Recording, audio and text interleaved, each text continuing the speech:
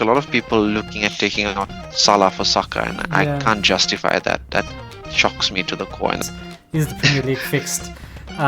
Is it all rigged? That was the worst VAR game I've ever seen. I've ever seen in my life. Showing that of was VAR shocking. Ever.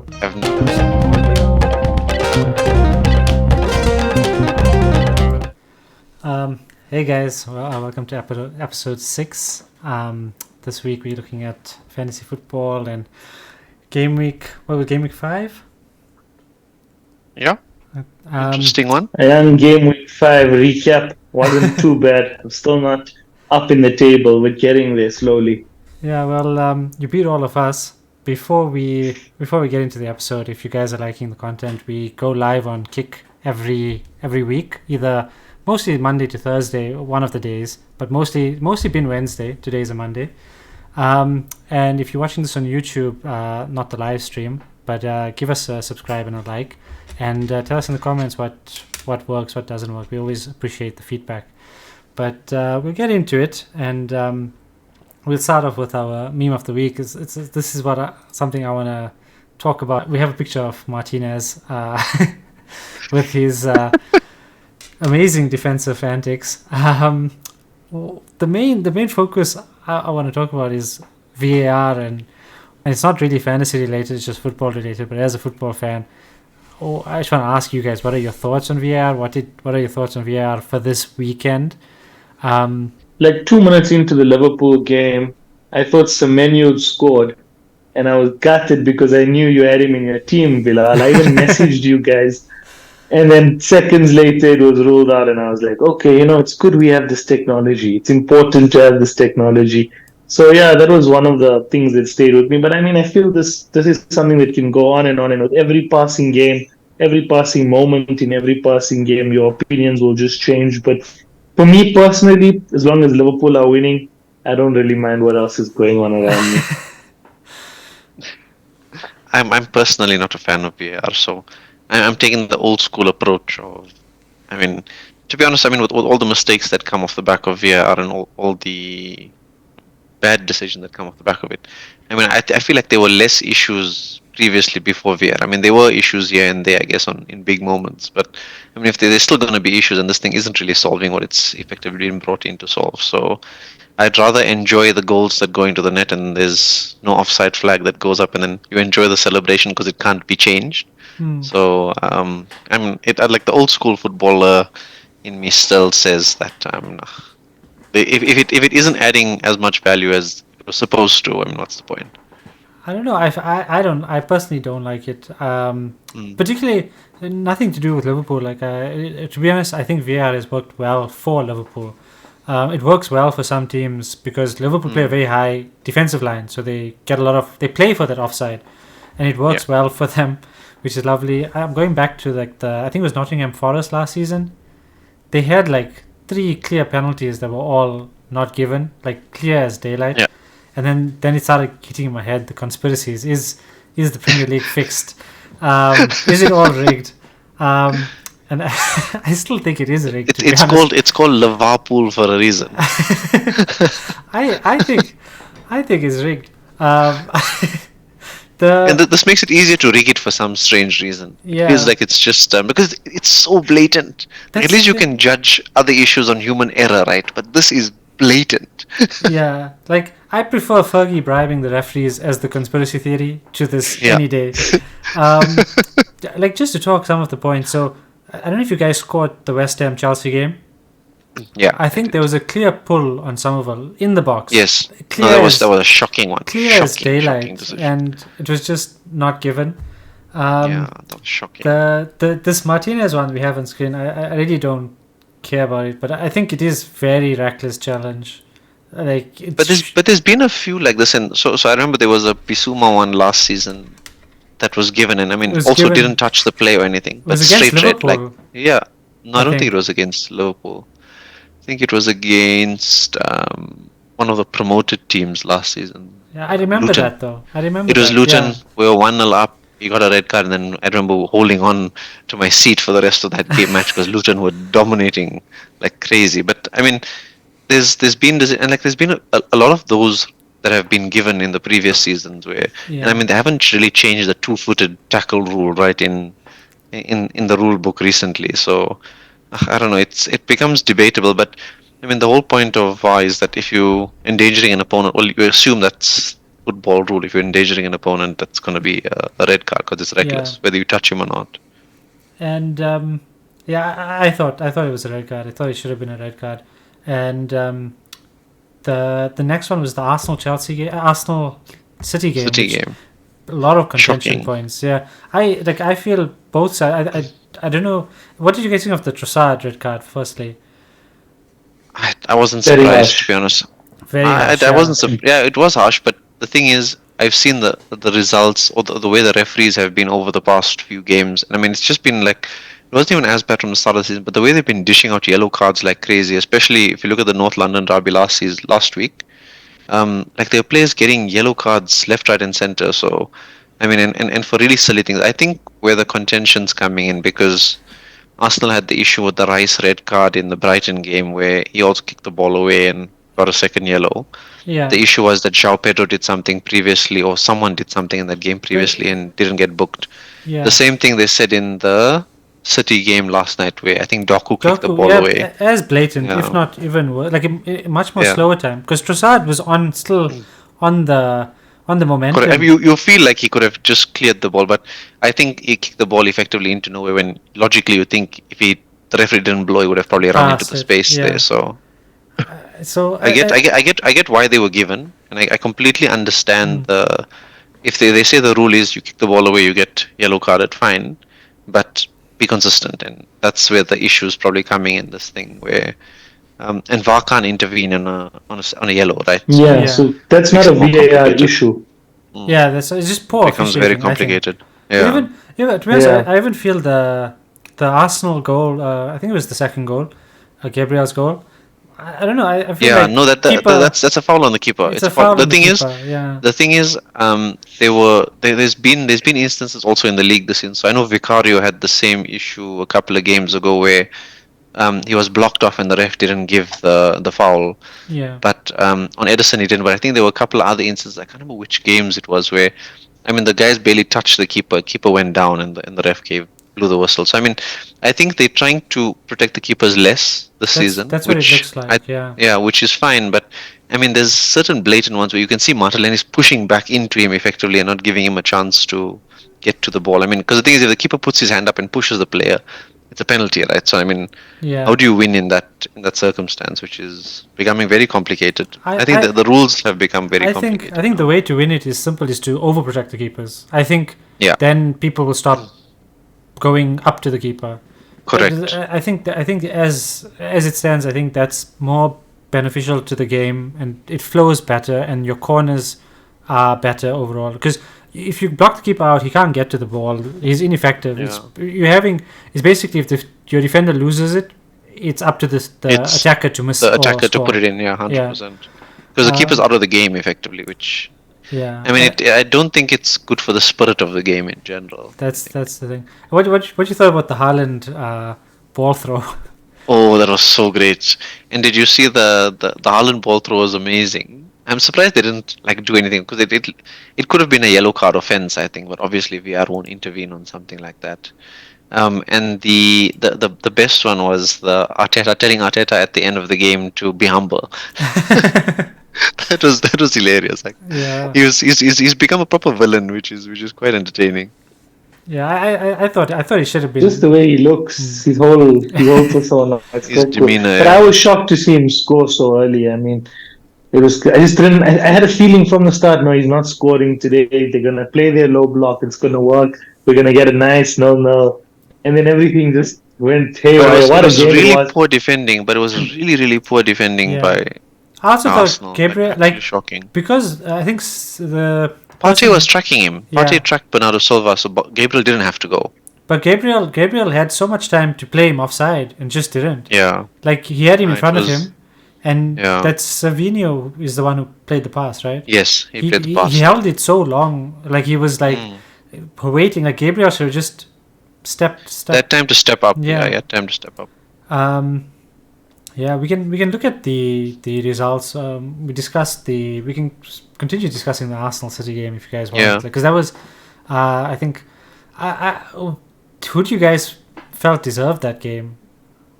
Because it's hard to say.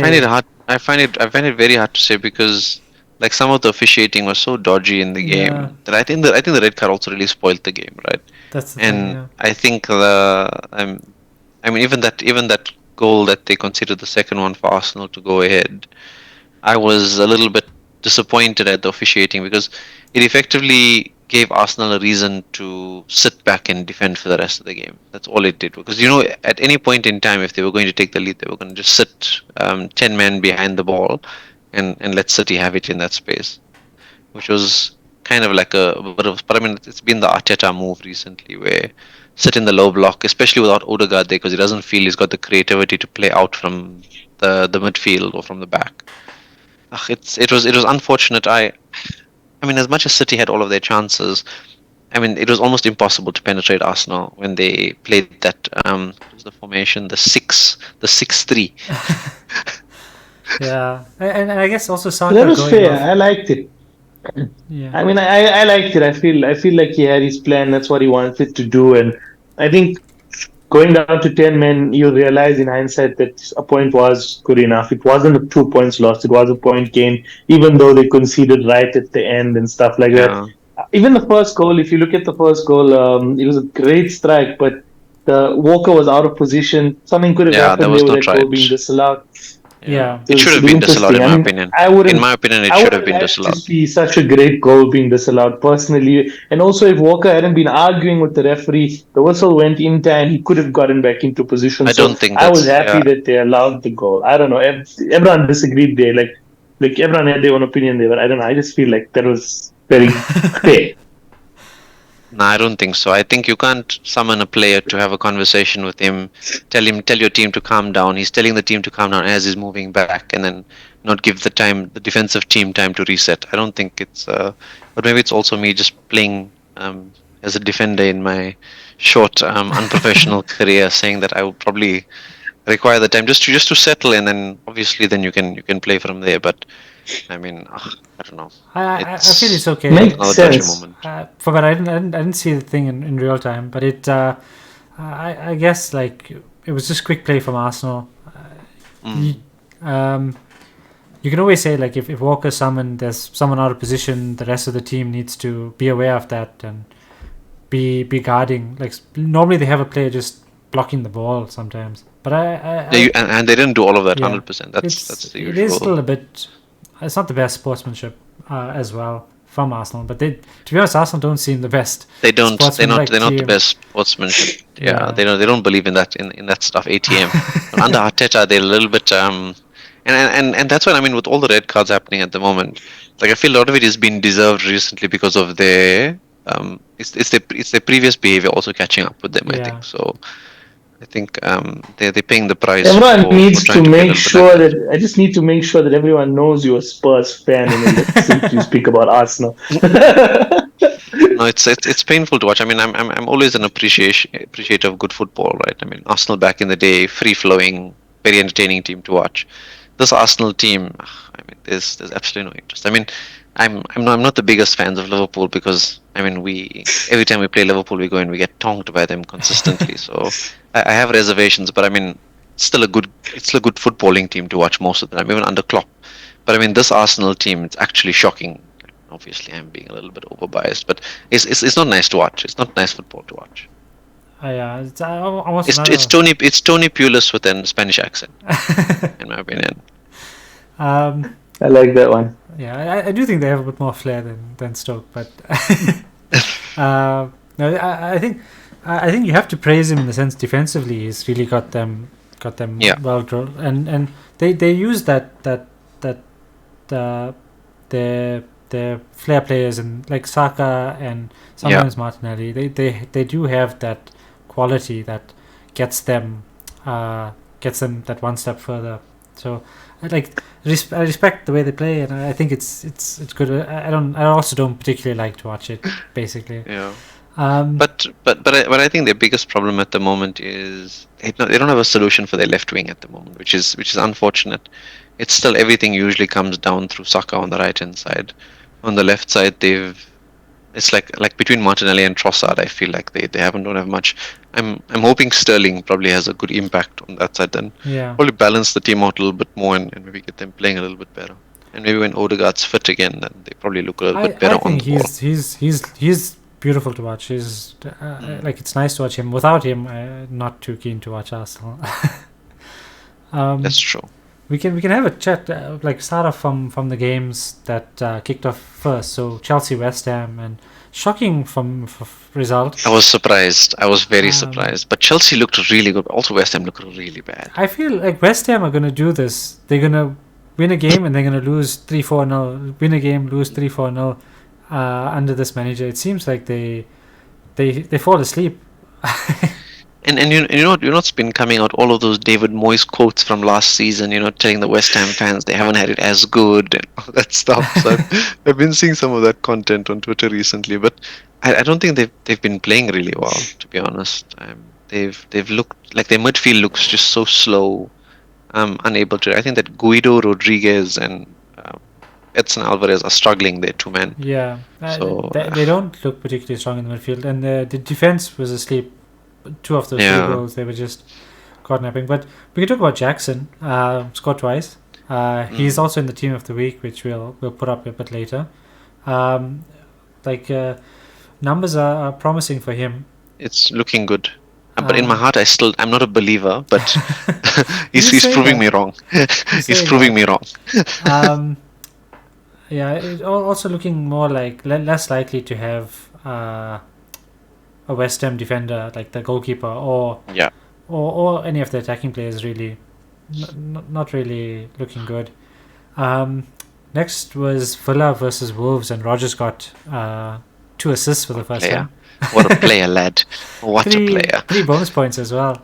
Yeah, they bumped him up late though, right? He was initially Yeah, sitting on yeah. 2, and 24 hours later they changed it to 3. The guy who probably does the points had him in the team, and it's just like Very likely. Uh-uh. I need this 1 point. I need this 1 point for my mini league. Yeah.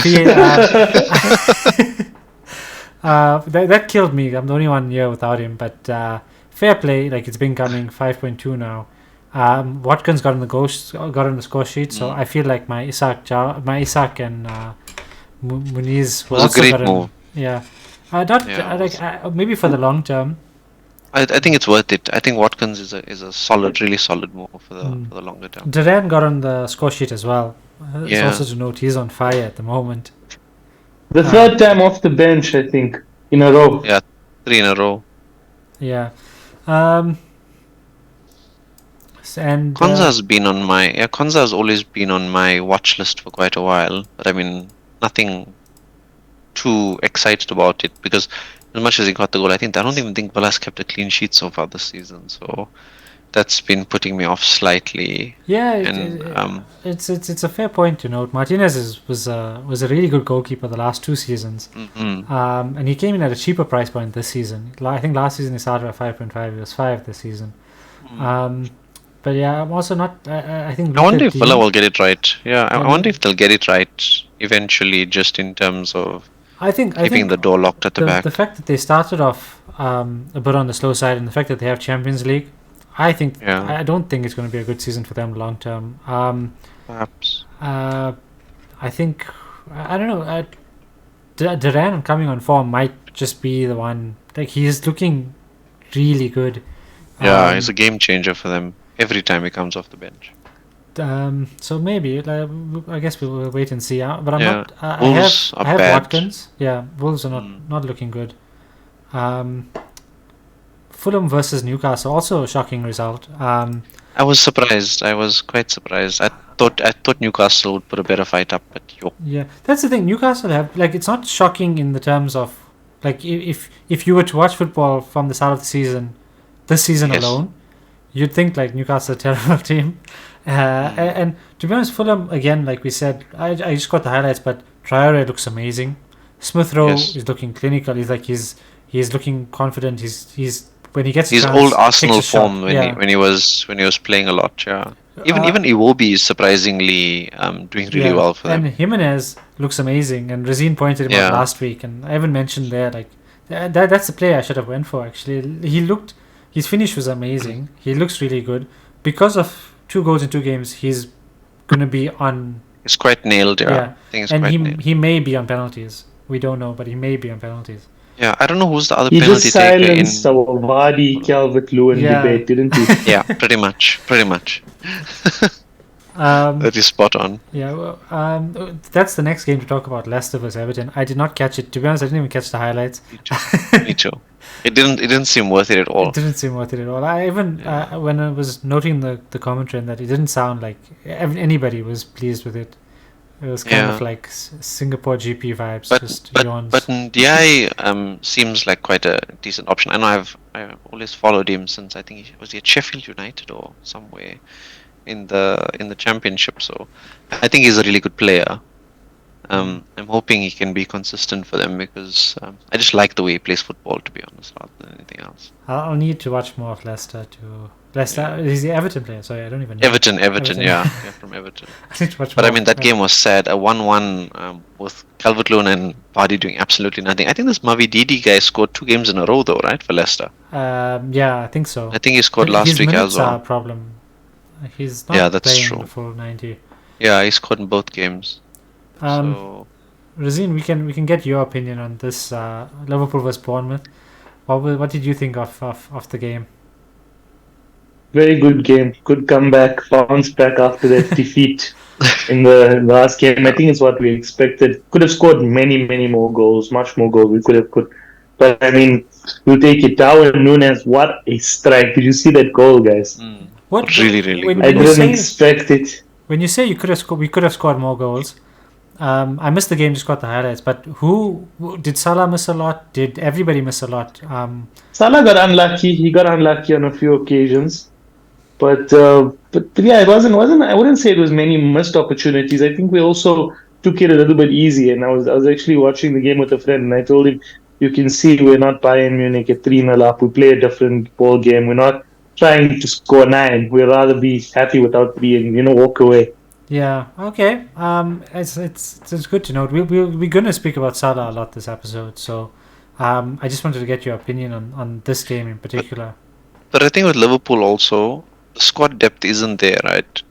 To be pushing 90 minutes right through. So I mean, with all the competitions that Liverpool are in, it makes sense that once you go 3-0 up, take the foot off the gas and take it easy instead of pushing through. Where Bayern can change their whole starting 11 and put another potential league-winning starting 11 there. It does seem like Scott's gonna tinker around a lot, but I do feel like Liverpool have good depth in certain areas. Just the midfield is the problem, but I think everywhere else, and it seems like the centre backs as well. Everywhere else seems okay. I was so pleased with how Kelleher played. There was a lot of praise for him, and to have that backup goalkeeper is always nice. It's also nice for fantasy if we get news on an Alisson injury. The forward rotation ruined my life. Yeah, you got Jota unlucky not with starting. Jota. I was like, wow, what a pain. But you had Smith Rowe come off, didn't you? No, I had Nkunku come off. The king. No. Come on, the king. He almost scored. He had a goal he was off close. the line. Yeah. Fortunate. I don't think anybody watched the Southampton vs Ipswich. No. Yeah, there happens to be in the team of the week Dibbling. Yes, that 4.5 million midfielder. He's five. Midfielder. Midfielder. 5. But again, disappointing. No, 4.5. He is 4.5. Oh, he is 4.5. He is 4.5. Oh, okay. Yeah. Nice, cheap, bruh. Nice, quite cheap. I was just surprised that I thought this was a game that like someone needed to win. Lallana got the assist, I think, and yes, he did. Yeah, he did. Yeah. I was very close to putting him on my watch list and telling you that we need to talk about him, but then I said no. I think we spoke enough about him already, and his minutes are just not. And it's also Southampton. 100%. But yeah, it's nice. It's nice to see. Next to talk about Spurs versus Bradford. Both Razeen and Mohammed seem gonna smile at this. Well, firstly, we'll start with you, Mohammed Waseem. What did you think of the Spurs game? And I think that Burmo scoring early was shocking. I mean, 2 games in a row they scored within 30 seconds or something, right? It's quite mad. But I guess they. I think afterwards there was a couple of chances here and there that probably caused trouble, but I think Spurs fixed a bit of the issues going forward that they had over the past couple of weeks. But I think the difference here is that Brentford probably didn't sit as much in a low block compared to some of the other teams Spurs have come up against. So you'll actually see that Brentford, I think, had about 50 something percent possession, which was not Spurs. I think in the first 4 games had 60% possession plus. I think in all 4 games that they've played. So I think now that the team came out a little bit more, it gave them much more space to play in. I think Ange tinkered a little bit with pushing Udogi out wide and Son a little bit more inside, and you can see the difference with Son's 2 assists in the game, where being much more central, he can impact the game way more in the final third. So I think that's been quite good, and I think the Burma one was a done deal for me to bring him into my team. I think after getting that goal, to say that this guy is probably going to cause a bit of havoc over the next few weeks. So I've made one transfer already this week. I cried taking Jota out of my team, and hopefully Mbomo repays those tears. So don't talk about Mbomo. Talk about another midfielder Yeah, whose name starts with an Oh M. yeah, oh You yes, told me that Madison. he plays Madison. behind the fullbacks. Yeah, Both of you but told me to take him out of my team. I decided to sorry. keep him one more week, No, it was. I and think it paid it was a off, great one. boys. Yeah. No, but you can see Ange tinkered completely, right? He changed the structure of it. With Udogi going out wide, Madison had much more space in that inside left channel to play in. I mean, he pulled the strings there. Even the goal, I mean, he was up there on that left hand side, getting involved. Even if you see on the edge of the box, he was much more closer to the goal instead of where he's been playing as a deep lying playmaker over the past few weeks. So I think he had to change something to get goals out of this team. Watching the highlights, I noted Madison's breakup play. Both Yes. two of the goals, he broke up the play, which is like He wins the ball now. Yeah. he's working hard, which is good to see. Mm. That doesn't go unnoticed, but So they say his expected goal involvement so far this season is only second to Haaland. yeah. Wow, The problem is, like I said, that's like crazy. if there was a Harry Kane in front of him, I'd have him in my team Yes. as well. My main concern is, are Spurs going to get the amount of goals that we expect? Because I don't expect Madison to score every game. I expect him to assist more often than get the goal. Or even being that pass before the assist very often. Yeah. So Spurs playing those wide players getting it, he'll probably pop it through to one of them and then they square the ball for a tap in has been a very popular goal. So I mean he'll probably be involved, but maybe not necessarily on the goal and assist table. The other But in 5 games, you've already got a goal and 3 assists in 5 games. Yeah. So No, it's don't leave it decent too returns. late. It's I think very just give him a go. No, I can't at the moment. I've got other pain that I need to resolve. The next thing would be Crystal. So before we get there, I just want to ask. Bradford played that Fabio Carvalho. They played him up front with Mbeumo. Yeah. Mbeumo is now central, I guess. Yeah. How did he play? I don't think it'll last. I don't think it'll last though, because I think they brought on that Kevin Schade in the second half. Yeah. Like towards the end, they looked much more dangerous with his pace up top, and then Okay. Burma went back to the right hand side. So I think I don't know if that him playing up top might last. So you don't well, I think haven't. Fabio Carvalho is another option at 4.8? He looked okay, but I mean, it didn't look great. I think the big creators in that game was Burma himself and Lewis Potter. I think was quite active in the game, because I mean he was running up and down that left hand side consistently. So I think there was more chaos there. Carvalho didn't have as much of an impact on the game as I expected him to actually have, which was unfortunate. But I mean I think he's got an opportunity to play, but in probably maybe a couple extra games. Just want to get a view on how he plays before making that decision. That price is attractive. Price is attractive if he's gonna play consistently. They got a good run of fixtures as well. Anybody catch the Palace Manchester United game?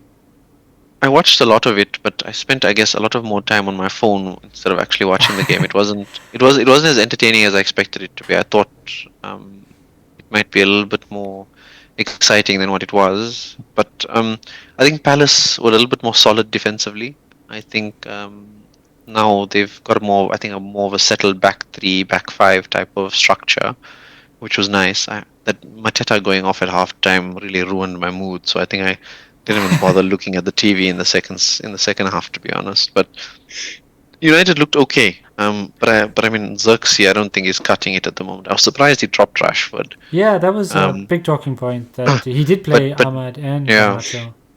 but they look good together. I think Amad and Diallo looked actually quite good. I mean, they better ball carriers. I think they've got a little bit more pace and energy. I think probably them with Rashford up top might actually not even be a bad idea for United. But we'll have to see how it goes for a while. But The result from a fantasy point of view was good for me. I mentioned it last week as well. 0-0. Henderson probably would save points, and we also were debating that whether to put Henderson in the team, and happy that paid off for all of us. But United do look poor up front, like in the finishing department. So I do think Rashford is better option in that sense. I do like Fernandes is on my team now already. I'll discuss that. there was such a funny thing I seen today. A tweet saying that Fernandes, I think FPL points 15, Haaland bonus points 14, something like that. There was some funny stat, and I'm like, wow, that's unnecessary. I saw a meme going around with Eze versus Fernandes, like two clowns punching each other.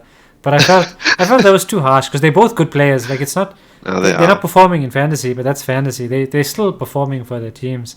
They're impacting games, which is important. They're both lively players, and I didn't want to use that meme, but there was. It would have been great timing with Bruno leaving your team. Yeah, he's out though. United assets. Maybe Masraoui and Onana. Other than that, I think Dallo is the option because he's been racking up bonus points like mad over the past few weeks, and his goal involvement's quite decent as well. Because I think his delivery into the box is quite good. But in all fairness, you can even throw Delict in there as well. Yes, because he's like in set pieces. I think there was one header that I thought I think he won it was a very clear header that I think Henderson saved. I really expected him to score on that one, so I think he's been quite dominant in the air as well, which has been surprising. The last. But when Shaw comes back, do you guys think Talo or Mazraoui won't play? Tough one. It's a tough one, yeah. I honestly don't know. I think my sense is Mazraoui probably sits bench because of Talo's creativity. Interesting. Yeah, it's I suspect. I don't know. It's hard. Yeah, it's hard to say. Because I guess it'll depend on balance of the game. I don't think they'll rush Shaw. I don't think they need to. Yeah, I don't think they need to. Yeah, they don't need to. The last game is Brighton vs Forest. I think João Pedro came off the bench this game. Yeah, what a game this was. The chaos, the red cards, both managers got sent off, and Morgan Gibbs White at the same time. It was amazing. What a result. Did you think it was I did not think it was but he gave it as a second yellow, I think, didn't he, before he sent him off, which is unfortunate. It was a very clean tackle. It was just a little bit forceful. Yeah. But I mean, I didn't think it warranted a second yellow. Because as soon as it happened, I'm like, what a tackle, lad. And then you just go and you're like, wow, yellow card. And then like Nuno was that crazy little, that uncle there from Azadville screaming. He just looks like one of those standard Azadville toppies. It was amazing. If you guys ever went for AMs and stuff, you'll know what the uncle I'm talking about. Yeah. I know exactly what you're talking about. They take ball seriously. Yes. They rig the thing. Referees bias. Referees paid for. Replay. I'm sure they've replayed a few games. Yeah, crazy they get. In their head in terms of what they want, because they love their dreams, so they want their kids to love those dreams for them. That's true. That is so true. I think that is actually so true. Your video is stuck a bit, Razeen. I don't know if you wanna. Okay, no, got you back now. Anything else out of that game? Like Wood took the penalty. He's looking good for 6.1 forward. Yeah. But I didn't. Brighton were okay. They actually weren't bad. That Hinchelwood guy, I think he's also reasonably priced as well. He's been playing quite. I think it's his second goal this season. He might have been 5. He's the one. Maybe I'm looking at this. I got the team of the week up now. Because he features there as well. To run through, like the Calafiori's there. I still don't think he's an option. Ben White, I don't think so. Starts when he's fit. Rodgers makes his first appearance. We know that was pure bias from whoever controls the bonus points. But other than that, Jackson, Madison, Diaz. Diaz we didn't speak about, but does Diaz cover Salah if you don't have Salah? That's an important question. Because his minutes are not looking good. It's becoming, his minutes aren't good, but I mean, when if he gets a return, it's usually 2. He hardly ever just gets 1 return. But when he's not there, he doesn't look there, you know. Yeah, no, he looks terrible. He either looks really good or really bad. There's no in between game for Diaz. Yeah, because if I think Salah is must have. It's just I how agree. it is. It's probably how it's going to be. I agree with you. Because if Liverpool have a shocking game and lose 5-1, that one goal, Salah's involved. You know for sure. Yeah. So I also agree with you on that front. The other talking point, Sanchez from Chelsea, second clean sheet, but we'll talk about him. I have him on the list, and we'll talk about him with the fixtures. I'll transition into my team, and we can have a look at my team. So you'll notice there's a Manchester United. I didn't know Hinchelwood was a midfielder. Yeah, he is. I'm surprised because he plays I think he plays right back or left back for Brighton. That makes him very not worthwhile at all. Yeah. Unless you have a midfield spot to kill with a player that you want. I don't know. I don't even know how's his minutes. I haven't really observed. I think he's played every game so far this season. I don't think he's missed a game yet. I'll run through my team quickly because it's just the only thing is just Fernandes. My midfield didn't do well. If Semenyo's goal stood, I would have gotten some points there, but you would have lost it in Trent, so it would have offset. Trent and Konate doubled up. Yeah. Oh wow. Defense. Yeah, that would have been pain. They actually both got assists, so I would have gotten returns. And I think overall, if you're thinking like in FPL terms, I'm happy with the Liverpool clean sheet, and that I think that's more important. But in thinking FPL terms, those that had Robertson or Van Dijk, if this happened, I would have beat them, and maybe that could have dropped the average a bit and maybe pushed me up a little bit more. Because I had Semenyo, and overall I would have been on the same points because I think Semenyo would have gotten 5, and then I would have lost. They would have lost points. Bonus. Yeah. But I mean, both of them would have lost bonus as well, right? Yeah. So. But overall, no complaints from my side. Fernandes is out. I'm happy. I've actually seen a lot of wildcard teams putting Fernandes in, which he's been. So I've been reading through, and people have been punting him over the next few games, and I don't know why. Yeah. Also, I don't see any logic in that. Because just his fixtures are decent. They're not. It's Spurs, Villa next to. We spoke about the fixtures. But then his run is quite decent. But I mean, it's actually not that great because West Ham away is not easy. Chelsea at home is not easy. If you have to pick and all your Brentford midfielders, I wouldn't. I still Mbeumo is better. I think Salah is better. I think if you're looking at fixtures, I think McNeil is an option. Yes. Smith Rowe has got more points.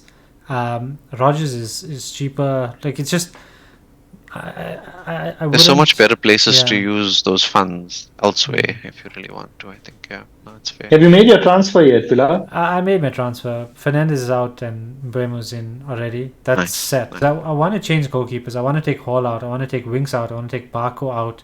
I may look at taking Robertson out. I don't want to double up on Liverpool defense. It traumatized me. It's very stressful to watch football like that when you're doubling up on a team. Particularly in defense. But it's very rewarding. I think it's a very rewarding. Now I'm debating whether to take out Trent, because if I take out Trent, I can get Saka, and if I then I can have Saka, Salah, Haaland, Trent. Not Trent, Konate, but Raya. But you know with Trent, once the returns start, they start piling up game after game for a period of time. He gets a proper run going once he gets. So I was hoping that first attacking return needs to come, and then the confidence will start. I'm flowing worried in. about these. He'll randomly take a shot. He'll take a shot on the corner of the box, top left corner, and then next week a free kick into the top right corner. I mean, it just keeps coming afterwards. I'm worried about these contract talks, even with Salah, in the sense that once Salah signed his contract that last time, he had a patch where he wasn't there. Yeah, it was a proper purple patch. Yeah. But let's take a look at your team, Razeen, because you had the best game week from all of us, thanks to a James Maddison. But how are you feeling about your team? Are you looking to wildcard? What's your potential moves you're looking at? Sorry guys, my video keeps breaking up for some reason, probably network related. But yeah, you're on my team now, right? Yeah, I can see you as well perfectly, and we can hear you quite well. Yeah, and you sound Okay. fine. No, great. So yeah, sorry, I still wanted to ask you before you switch teams there. What's your story regarding Arsenal defenders? Are you planning on getting Saliba or Gabriel in? Now it looks like Gabriel is the one to get, but I actually, from my side, I think I'm going to go for Raya if I can, Okay. sooner than the others, because I want to upgrade my goalkeeper. I'm not happy with Henderson, and that's the cheapest way into the Arsenal defense. That makes sense. And before the game in the press conference, Saliba said he believes he's one of the best defenders in the world. He just wants to win trophies now to prove it. I was so excited. I said, I've got the right Arsenal defender going into this big game. I started him. I was buzzing. And then Gabriel with that banger there. And I was like, oh, dear, these guys, whenever they talk too much, this is what happens. Now I want Gabriel. But I know if I put Gabriel in now, then Saliba will start. So I'm just going to keep the Yeah. faith in him. But I'm quite happy with my team. I mean, Pedro Porro, unlucky there, but I think he's still got it. I always like watching Spurs against United, so I'm really looking forward to that game this weekend. I'm on Mohammed Waseem's team whenever that fixture comes Yes, around. let's So, go. Well, I mean, any but fixture can we against take a Man United, moment? effectively. 100%. But I'm trying to give you some support here. But I mean, let's take a moment to appreciate my midfield. That is how you get a midfield five, right? Yeah. No, it's proper. Unbelievable, huh? Jamie Vardy, big disappointment, but yeah, we've been through that already. But yeah, my bench needs sorting out, but definitely not planning a wild card because I just Kwanzaa don't think there's 4.1. enough. Kwanzaa 4.1. That's all. He's 4.1. Has it happened already? Yes. It's actually shocking that he's dropped out of 5 game weeks. He's dropped 4 times. I don't understand. How did I miss that? Oh dear. You can sub him for Oh dear. Barco. He's definitely.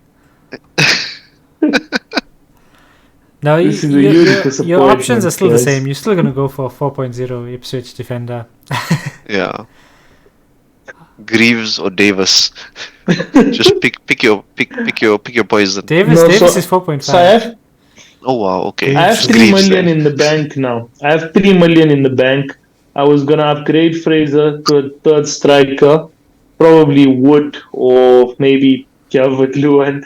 But yeah, I don't know if I'm gonna do it now. I don't know what I'm gonna do now. I'm just trying to prioritize and see what needs to be done first. And now once again, Kwanzaa is at the bottom of my priority list because he's already dropped. So there's no point now that I've missed the price drop, I know the feel. Who's who did you sell to get those funds? So that was when I brought Vardy in. I brought Vardy in for Isaac. Isaac, I think. Okay. Yeah. Nice. Still, Isaac did nothing. So yeah, at least I would. And I was gonna do medicine to Saka, but I'm glad I didn't. So, and I probably won't do it now either. Okay. I don't think it's worth it. It might be, but I mean, it's just based on how well those 5 midfielders did. I just don't feel like changing it. And I want to watch medicine and I want to cheer medicine on against United. So I'll probably rather do a defensive move because my defense just with Mazarawi and Pedro Porro in my defense, I don't feel great about it. So probably gonna maybe get rid of Kwanzaa actually. But yeah, I need to sit and decide. Fraser, either if I get Fraser out and I get another striker in, then I can bench one of my midfielders, or I can get Kwanzaa out and put in a fourth defender and then sub one of them. So yeah, I'll think about it. Still need some time. Probably going to be a last minute change. Okay. We can go to Waseem, your team. 69 points. A bit unlucky with Mateta. Not bad. I wasn't unhappy with the result because it was looking bleak at some point in time in the game week, and then I'm like, save me, Gabriel, please. And then a Gabriel bullet header sorted me out. I was actually very disappointed because I went into Sunday with 4 players still to play, and then I slid Aina and João Pedro against each other. I said, if I can get something out of these two guys, I'd be quite grateful. But it was quite an unfortunate one because Aina, I kept him on the bench for 2 weeks. He got 8 and 8, I think. Played him this week and got nothing out of him. and Mateta halftime and João Pedro coming off the bench and not starting was quite unfortunate. But I've also made my transfer. I think with Jota's minutes now, especially after Darwin scoring, I said there's no point keeping him there if he's going to be a minutes less. So I've gotten Bomo in there. My second transfer I'm still considering, and and I'm kind of torn between a wild card or maybe taking a 4-point knock just to fix my team, because I think Mateta needs to go, and I think Kunku is becoming a disease in my team at this point in time, unless Jackson gets injured. I missed that. Who did you take out for Mbemo? Jota. Jota. Yeah, I said open another Liverpool space up there, so I'll find someone for it eventually. I think after Darwin's goals, I suspect he might get given a couple of more chances in the team instead of Jota. So, So you still have one free transfer in the bag. I still have one more, yeah. So I'm probably going to decide whether I make that one free transfer, or if I need to make a couple, consider it, because I think like wildcarding now, I don't know. I don't see the value in changing my team at the moment. I want to try and get Arsenal players in, but I can't see many places where I can fit in more Arsenal players at the moment. So I'm going to probably have to reconsider. Let's quickly have a chat about this wildcard, because I'm thinking about it, but I'm actually wavering away from it just because, well, I've kind of been burnt by the community like at the start of the season talking about things, and I don't particularly want to follow them. Yeah. So I have your guys' screens mixed up, Razeen and Mohammed Waseem, but I don't particularly, I'm not particularly keen on wildcarding at this point, and I want to keep it more for the Christmas time because their fixtures are more congested. Yes. But everybody seems to be wildcarding. I want to get your guys' take on it. Do you think, what do you think is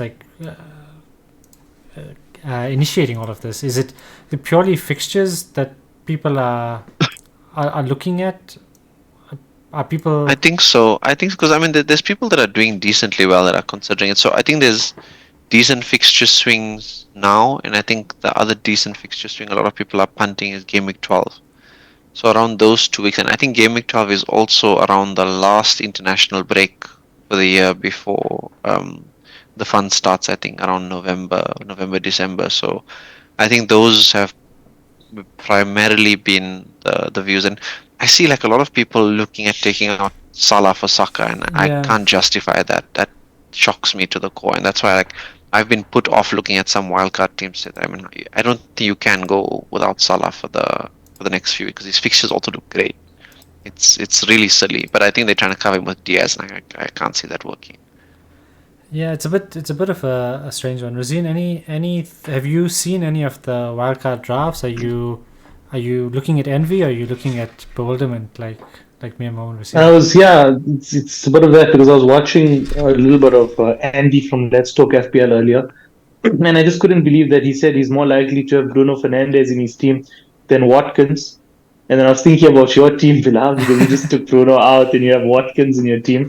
But I can't justify playing a wild card now to do things like change goalkeepers and get your bench sorted out. If you have, who's going to start, you have your 11 players starting. Personally, from my point of view, looking at my team, I'm like, the only serious issues I really have, I have my bench. And my goalkeepers can be sorted out, but I wouldn't play a wild card to get that done. No chance. I think it's way too soon. I like playing it in the international break, and I think the team value is very important also when you're going to playing a wild card. And I actually had a look at our team value from all three of our teams. Bilal, yours is the highest.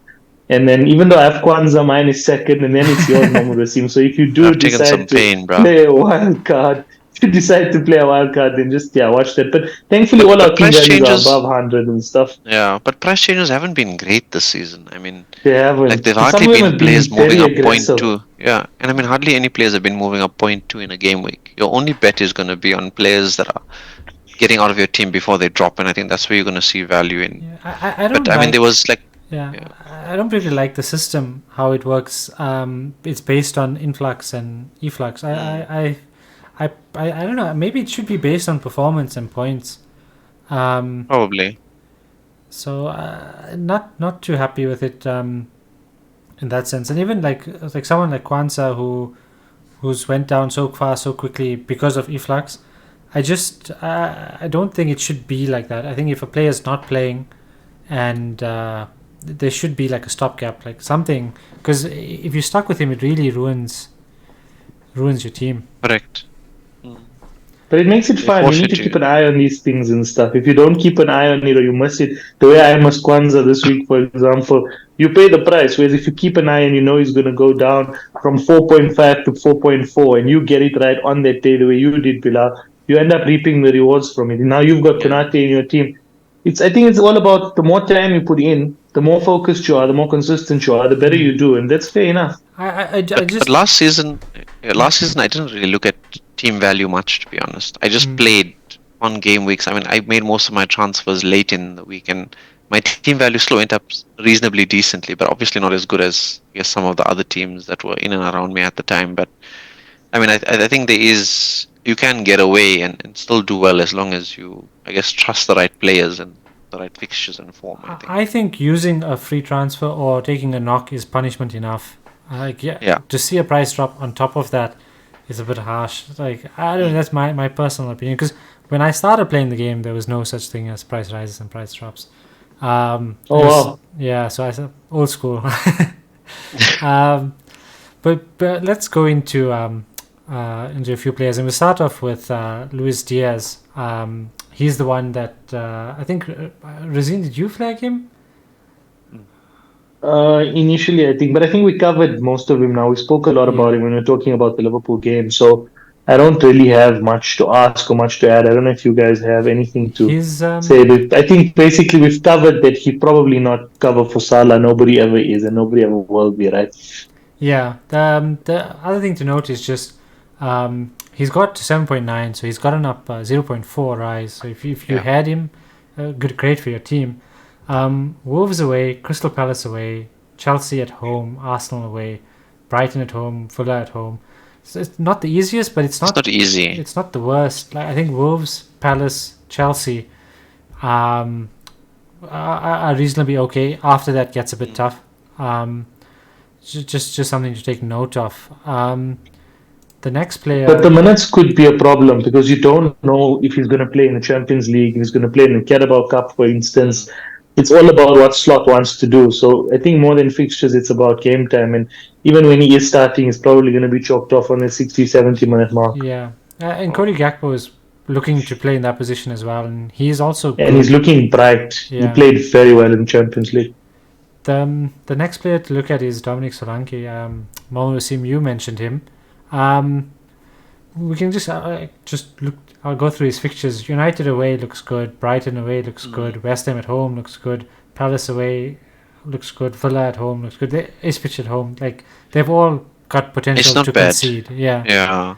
And I mean, I think the way Spurs play, they score almost against everyone. There's very rarely don't score goals against. If I give you the option to take any Spurs player right now, Solanke, Maddison, Son, who do you bring in?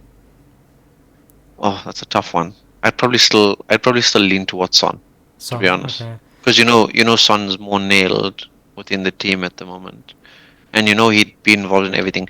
My thing I want to see is who's going to be on pens for Spurs. I mean, not that Spurs get many pens. I think we got like one last season, which is quite sad. But I think there's opportunities for, if Solanke can go on pens, he becomes a better option. I think at his price. The problem with Son at the moment is his price puts me off a little bit. So Solanke is much better. At 7.5, I think he becomes a really solid option. So I think if he can get going, and especially, I mean, he looked quite good against, this weekend against Brentford.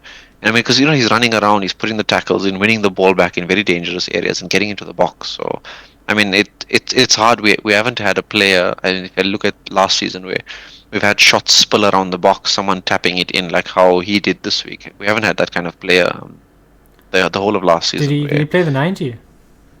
He played the 90, I think so. Yeah, I don't remember him going on. Okay. I think all the kids came on, so I don't think he went on. Next on the list is Gabriel. We spoke about him already a little. Seems like very much deadly in the air. But if you've seen how Arsenal take their corners, Gabriel's the one that they target. has the freedom to go and attack. Yeah. He has the freedom to go and attack. So he's the one that starts on the edge of the box, works his way in. And if both goals, even against Spurs and against City, both came from him running off the edge of the box, having the ability. And Saliba is the one that affects the keeper a little bit. So Yeah. if there's ones that go under the crossbar, Saliba is the one that probably attacks those at the near post, and Gabriel's got the flexibility to run wherever he wants to. So that's what makes him a better option, I think. I think he'll play. Also, remember, so there was last season where he became a little bit dodgy. Where when Timber joined, I think Arteta wanted to try that 3-1-6 formation or something that the very similar to way Pep plays, and he played Timber, Ben White, and Saliba, I think, as his back three, and then gave flexibility on the wing back. So I think if he changes formation, Gabriel becomes a risk, because I don't think he's as good as a player with the ball at his feet, and with Calafiori and Timber might be better options. But I think for the near future, he probably should be reasonably nailed just because of his impact in the air. Razeen, anything to add to that, or happy with what? No, I think that makes sense. Yeah, it makes sense. I think they both be interesting options, but also the headers, they come and then they stop for a while, and then you get one, you get another. So it's interesting. I think whichever one you have, you might as well keep it. Just another point maybe would be: would you guys consider going with both of them if you don't have Raya? No. Yes, Too I would. expensive. I would. I think it's worth it, to be honest. I think if you go big at the back with those two, I think the attacking threat as well as the defensive consistency. I think if you wildcarding, maybe for the next 3 game weeks, they got Leicester, Southampton, Bournemouth, but after that, Liverpool, Newcastle, Chelsea. I don't want to have double Chelsea. Double Arsenal. To be honest, I don't even have double Liverpool at this point. It's just I feel particularly the investment as well, 6 and 6, it's just too much. Yeah, and the risk. But maybe if you plan on wildcarding in the next 4 weeks, or maybe after the first 3 weeks, then maybe it's good to have them both now until that point. My only worry is that I don't think you can afford both and Trent. Yeah, that's true. I think it becomes very hard, and that's probably where I'll draw the line and say, okay, Raya becomes the better option anyway, because I think at his price point is much more favorable. What are a quick question to ask? What are City's fixtures? Because remember, they also have premium defenders. Will be the other team. Yes. So I'm not too sure of their fixtures, but Cavadio is playing. He got quite a few shots. Stones got the goal. Akanji is 5.5. So these are also players to look at, I think, for that price point. It's just a safer option. Obviously, if you double down on Arsenal and they do well, you do well. But I like one of the reasons why I'd actually double down on Liverpool more than Arsenal is because defensively they're good, but they also score more goals. And it seems more that like Trent, it's likely he's going to get an attacking return as well as a defensive return. So for me, I wouldn't go Arsenal. I'd rather the City go. fixtures are quite mad, actually. Yeah. So they got like? Newcastle, then they've got Fulham, Wolves, Southampton, Bournemouth, Brighton, Spurs. Yeah, so even if I was wildcarding Crazy, now, instead of going Saliba, Gabriel, I'd go Gabriel. I think is the premium option. I'd pick a City defender. Yeah, but I mean, to get a nailed City defender is hard, and I mean with Rodri now out with an ACL, do you really trust that City defense as much without him orchestrating things? Because City that was heartbreaking. That injury was That's heartbreaking. very sad one. I didn't catch that, but I heard he got gunned down. Yeah, so they say he's out for the season from what the reports have been coming out today, which is a sad one. Yeah, he's probably the best player in the league. One of the best players in the league for sure. That's what the commentator said as well. They said one of the best, probably the best. Yeah, it's just sad. We can look at Nicholas Jackson. Both of you guys flagged him as one to look at. 7.7 now, so on the rise. But the fixtures are turning. Yeah, it's it doesn't look great. I mean, Yeah. because when I looked at him and I said, okay, I've got this Jota Timbermo money. What can I do with it? And then I said, okay, Mateta, who can I bring in? And the two options at the top was Nicholas Jackson and Dominic Solanke. Oof. To be honest, like it's such a tough one because based on fixtures, you'd go Solanke. Based on form, you'd go Jackson. But I think the next 6 Chelsea fixtures are actually shocking. I don't think Brighton at home is an easy fixture. I also don't. I think so. Forest at home. Forest's gonna probably come and Park camp the bus. out Yeah. there. Yeah. Liverpool, Newcastle United, Arsenal. I think that you wouldn't like maybe I'm just be my anti-Chelsea bias. But I mean they could lose all 6 there. Yeah, and if you hit a hard patch, you got Nkunku waiting for your place. Like it's not. So I also I'm wary not to go him. The other thing I just wanted to note is that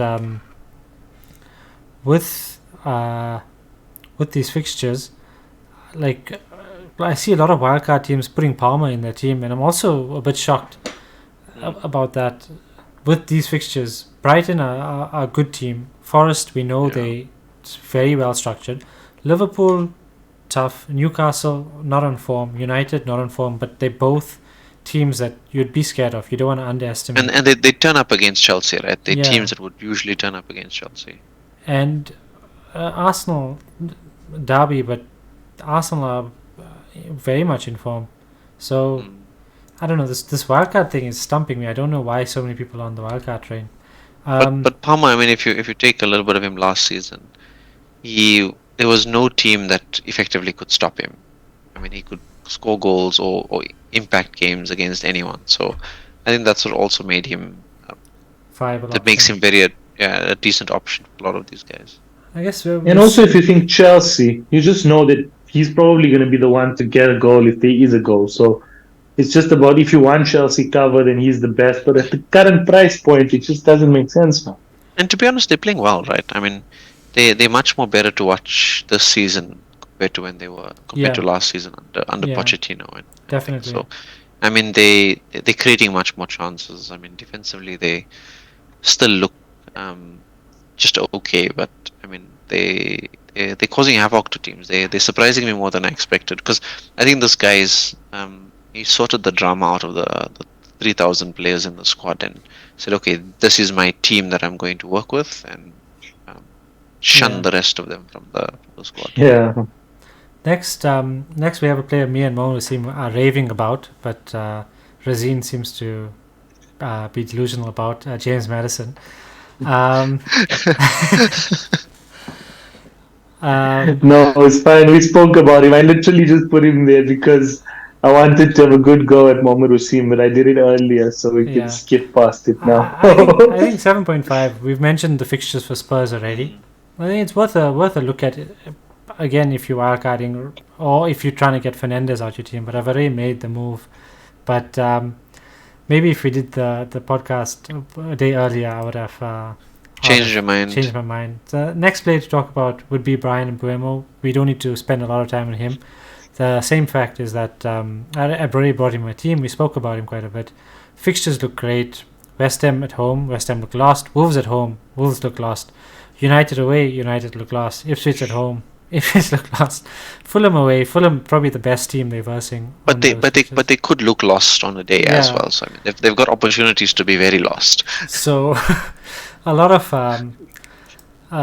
lost teams coming up, but I think everyone's going to have him in their team from this week. So his probably price is going to rise. He's set in everyone's team. He's on penalties. Now we all three would have him, so he becomes a non-differential. But I guess you need these players that's going to get you the points week. Yeah. And then you hope those guys who are non-believers in the Burmo don't bring him in, and then you at least send them down the road for the rest of the season. Yeah, and I mean, look at the weekend. Brentford lost, but he still returned. So I think he's the guy. Yeah. He's the guy, sir. Yeah. The next player I flagged is Bukayo Saka. A lot of people transferring Salah out for him. That's why I wanted to flag him. I don't have him. I want him. He only played 45 minutes, but still got a return. Leicester, Southampton, Bournemouth, the next 3 games. Great Great returns. games. But Yeah.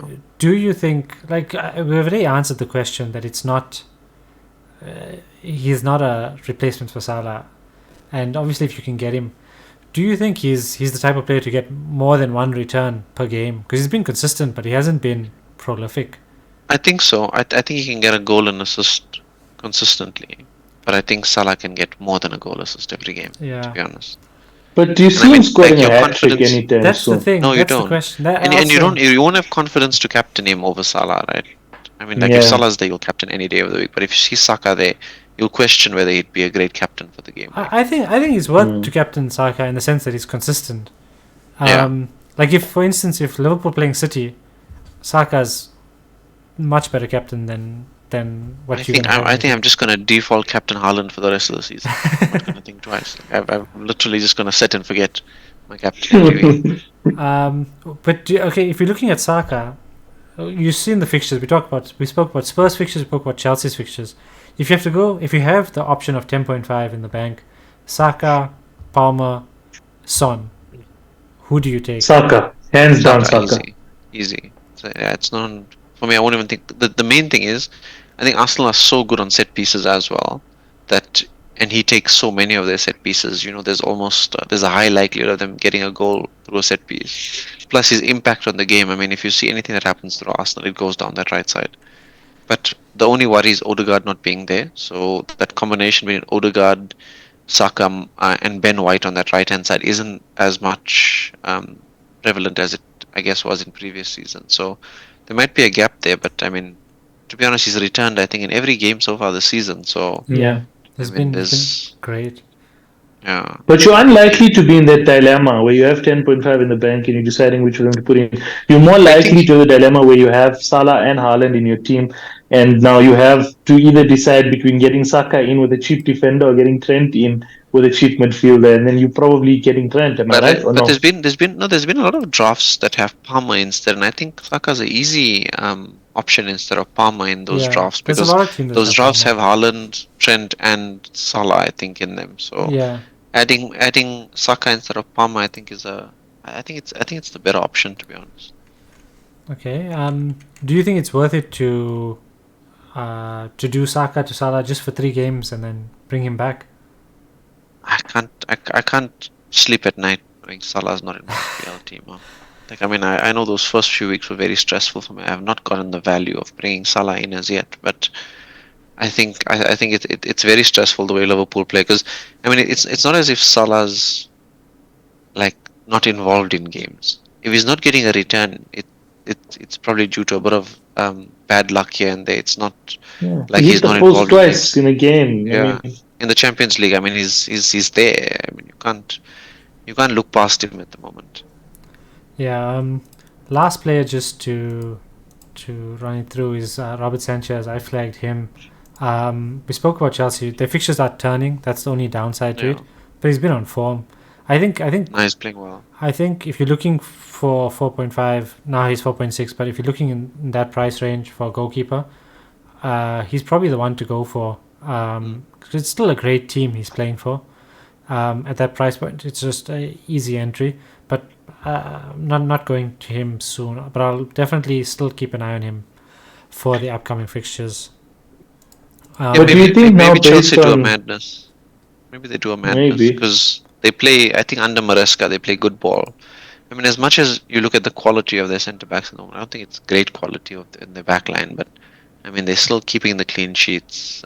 He's making the saves, so maybe there's opportunity for them to do much better than people expect them to do. And I think they're going to be one of the surprising teams this season if they can keep a little bit of this consistency up. I think Sanchez's performances can make us rethink having the rotating 4.5 goalkeepers again. And I think we need to maybe look at Flecken, Henderson, all these other guys and see who rotates well with Sanchez. And then we can maybe save. It saves you $500,000 to throw into your midfield again. Yeah, I agree with you. He's definitely, I think he's definitely the premium of the 4.5s. If you can get a rotation going, then no harm. And using that 0.5 extra where you need it. We did speak about this a lot, but this is our versus category. I'm putting up Saka versus Salah, and we won't spend too much time on it. But for some reason, I don't know if you guys see the stat sheet that's up that I sent you guys. It says there, so appearances 5 each. Goals, Saka's got 1, Salah's got 3. But Saka's got 5 assists, Salah's got 4. But then after their clean sheets, Saka's got 0 and Salah's got 3. But I'm quite sure Arsenal have kept clean sheets. So, do you know what's Yeah, do you that think is that's a, just it's a very weird stat. I'm going to go check if Arsenal have kept clean because I remember them keeping 3. that's But the thing. Raya has been yeah. getting. I'm disturbed. See, game week 1. Arsenal, No, did he's they keep a kept clean 3. sheet? Saka's Yes. got 3 clean sheets here on the FPL app. Because that doesn't make sense. So I was looking at that. I was just like, there must be a glitch. Just a glitch or something, yeah. Yeah, he's also got And 3. unless he's maybe listed as a forward or something on the Premier League app instead of a Yeah, midfielder Yeah, the it way is. he It is does on say. the But FPL then app. why would it say? It says the same thing for Salah as forward and the clean Yeah. sheets. Oh. Yeah, maybe the app is just tilted. This thing is just tilting. Yeah, because just something to note. I was very confused by that, but overall, very consistent performances from Saka. Much better than he was last season. Even he's just been growing in strength every season. But I do think if you can get them both, great. But if you can't, then I'm sticking with Salah, and I get Yeah, same. get it from you guys. That's the same. Mm. Okay. But look, I Brainer. actually love this head-to-head feature that we're doing, and I think last week it made me think a lot, even though it didn't pay off and they both flopped. I think it's a great feature. But I also was actually under the impression that we're going to go with 2 players that are playing against each other on the game week. It was supposed to be that actually. Yeah. Yeah. So I actually want to propose for this week that we talk about Son versus Rashford. Okay. Yeah, it's a tough one. We can go for that. I got us back on our screen, so we all can be seen. We can have a chat about it. So Son versus Rashford. I still think based on the teams, I'd lean more towards Son. I just feel like they have a higher chance of getting goals, getting on the clean. On the Because score we sheet. also don't even know if Rashford will play That's the thing. Yeah, at this that's rate. true. Yeah. I feel like they've both been a bit underwhelming this season, though. Yeah. Yeah, no, they have. I think the thing to note is I feel like Spurs have a way they're playing, and it doesn't it may suit Son, but it's not the Son we know. Yes. Son really performed well under the old system, whereas United don't seem to have a system. They seem to rely Yeah. on flair moments and players bringing something into it. So in that sense, it can go both ways. Rashford can have a good day, or Spurs can have a good game, and Yeah. Son can be on the end of that. But I do think Son is more. He's looking less of an option based on the way Spurs play, not based on Yeah. his performance.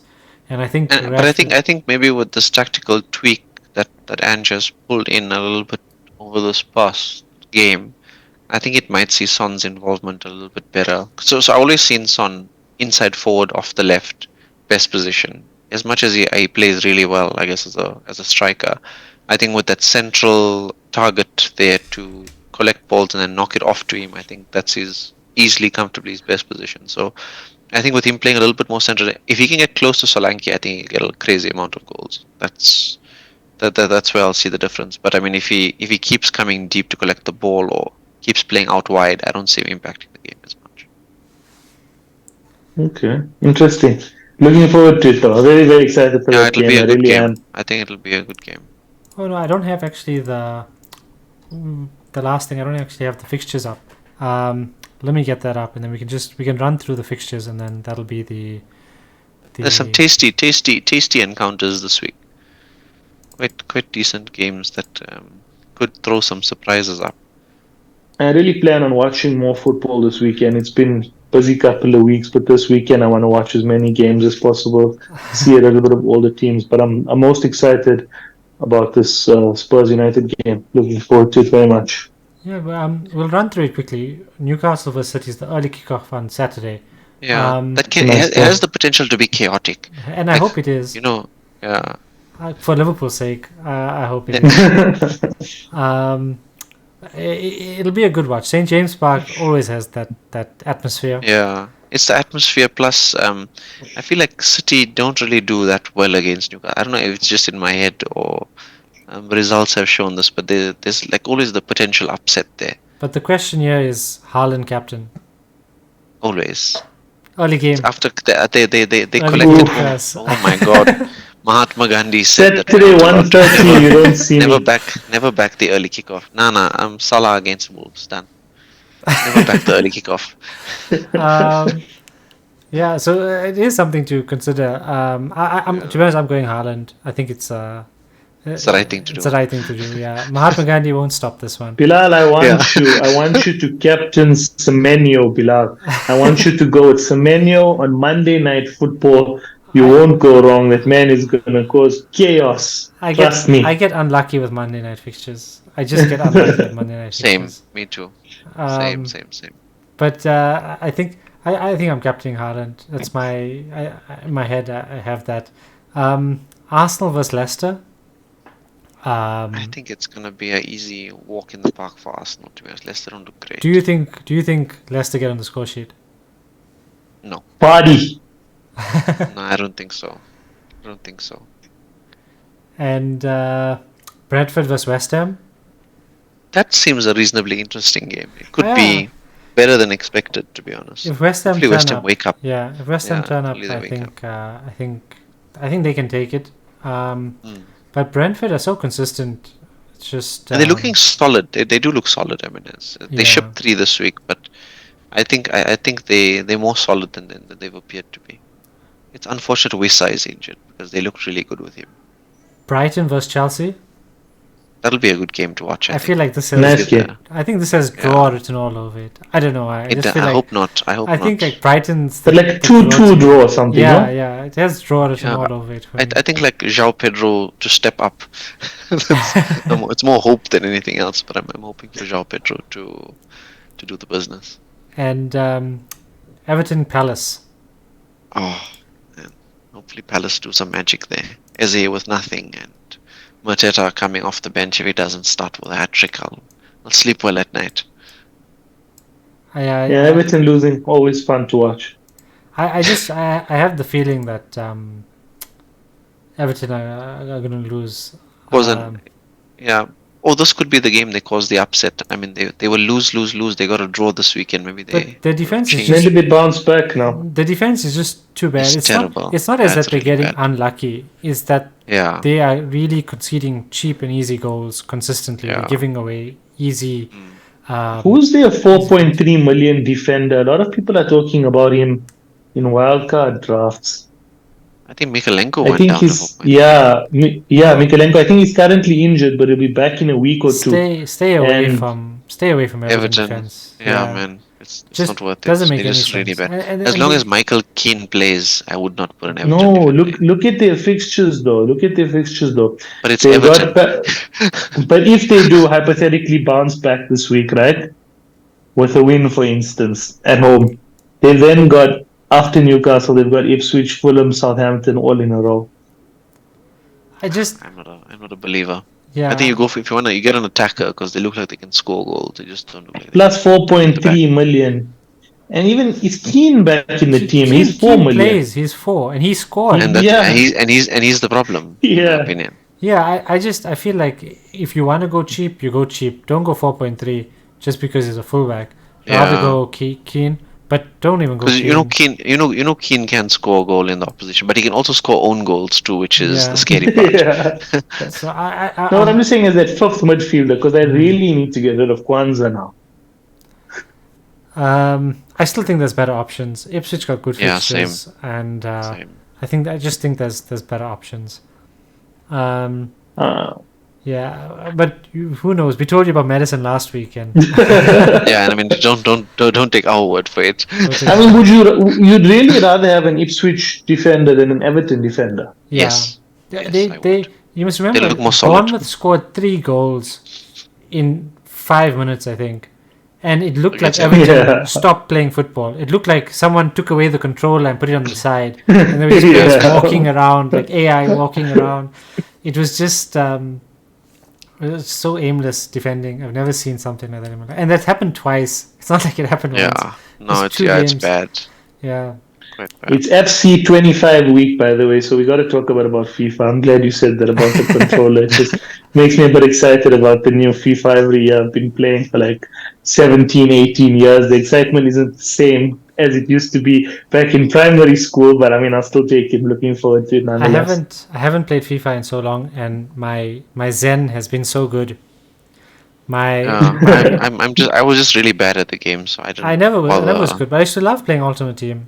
I used to love playing Ultimate Team. I'm more of a career mode kind of guy.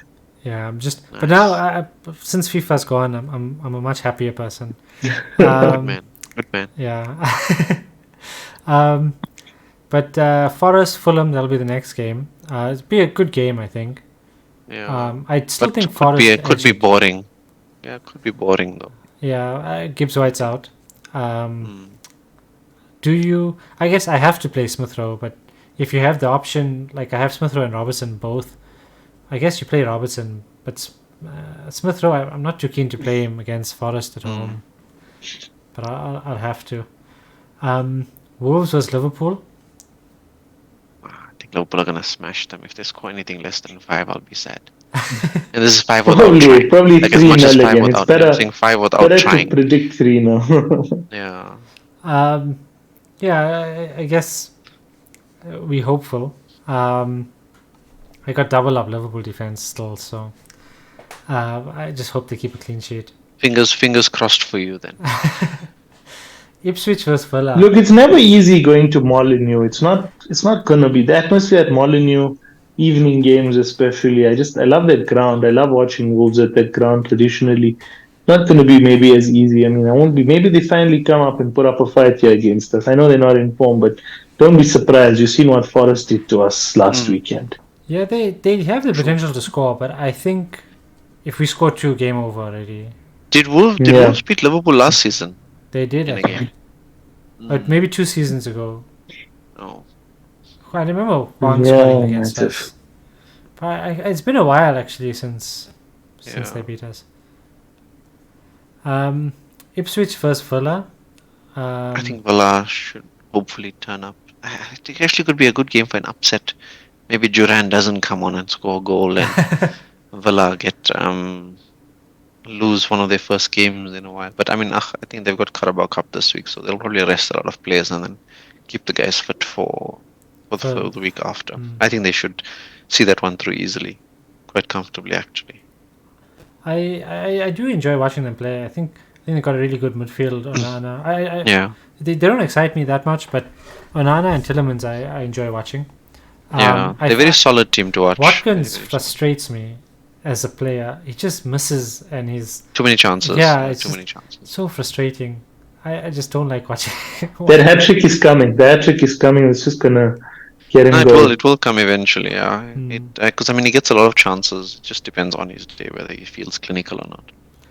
United Spurs. We spoke a lot about this already, so we'll keep it brief. But that's probably the fixture of the game week. What are you guys' predictions? Let's take predictions for this one. Razeen, you can lead us. I would love you to 3-2 Spurs. I would absolutely love that. Mohammed? Yeah, I think defensively we slightly dodgy. I think so. I'm not as confident, and I mean I think we've drawn with United so much. I wouldn't be surprised of a 1-1 or a 2-2. Okay. Where do I go then? You might as well go with United because none of us are. No, but it's like Old Trafford, right? And I mean, we've gone and won there a couple, but we don't have a great history there at Old Trafford. Didn't you guys score 6 there a couple of years ago? Yeah, but that was against 10 men, and it was a really good day. But I mean, our record at Old Trafford isn't great. I think, especially. And you had that Bayern striker who does this a lot these days. I see. Yeah. He didn't peak at Spurs. He's peaking in Yeah, he Bundesliga. Yeah. No, maybe I'll edge it Spurs as well, and maybe I'll just go for a 2-1 Spurs. I don't feel like saying United, even though I feel United are a good team, but they're not in on form and not on song at the moment. They don't have Spurs results against the big six haven't been great, and the only team we've really been taking something off is now and then has been United. So, I mean, I think last season we were really bad against the top six. So you beat Liverpool twice, I think, last season. Once, and then we caught 3-0, I think, in the reverse fixture. We won against 9 men last season. So I mean, yeah, it was the Diaz squad, the VAR, the Oh yeah, anti that was the Liverpool worst VAR game I've ever seen. I've Yeah. ever That was seen the in my worst life. showing That of was VAR shocking. ever. I've never seen Yeah. something so shocking in my life. But I mean, against the big six, usually we don't especially away from home. So that's why I'm not too confident going into this one. I think I guess on form we're probably the better team at the moment.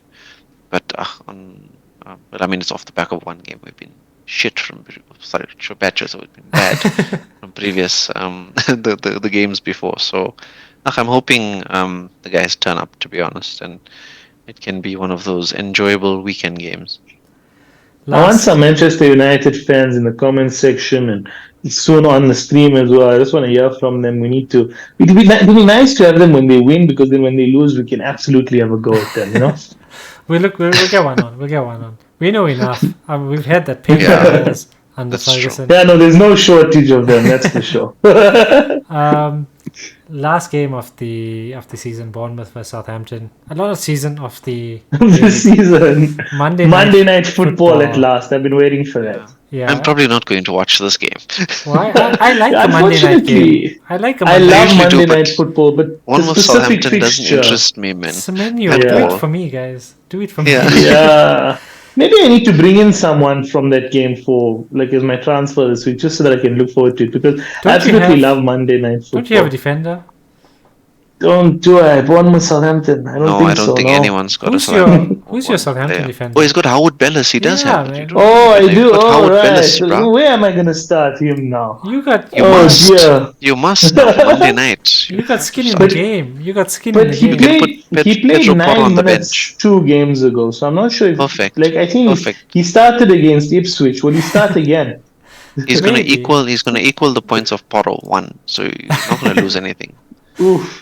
Okay, maybe I give him a go. We'll see. Porro got a chance of attacking returns. That's No, true. I won't Don't- bench. I won't don't- bench Porro. I won't bench Porro. Don't Look at me giving underestimate. great advice. Yeah, look at me Maybe giving I great bet. advice. No, but I actually want someone from that game, man. I just feel like, I watch Mark and Az on FPL Black Box now and then, and they have something called, whenever they go through their predictions in the fixtures, they call one game a garden center game. That's the game that they take their wives to the garden center, and the game they're not watching of every game week. And I like to try and now see which is the worst game every week.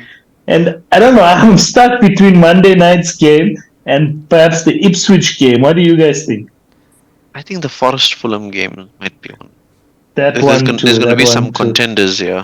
I think Everton Crystal Palace won't be a great watch. Yeah, Brentford I vs think West Ham has the potential West to be Ham, boring as yeah, well. to be a really boring 0-0 draw. I don't there. think so. I think that'll be a good game. Just depends. Yeah, but Brentford, it West just Ham. depends if they turn up, because both teams I mean, could it could easily be, not turn up there. yeah. But I think if one I think team, Brentford Bournemouth turns are a up, little bit I think Bournemouth are a little bit exciting to watch. Yeah. With the way they play. I think Forest Fulham. Probably.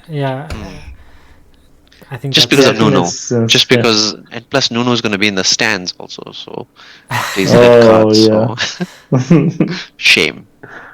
We'll leave it at that, guys.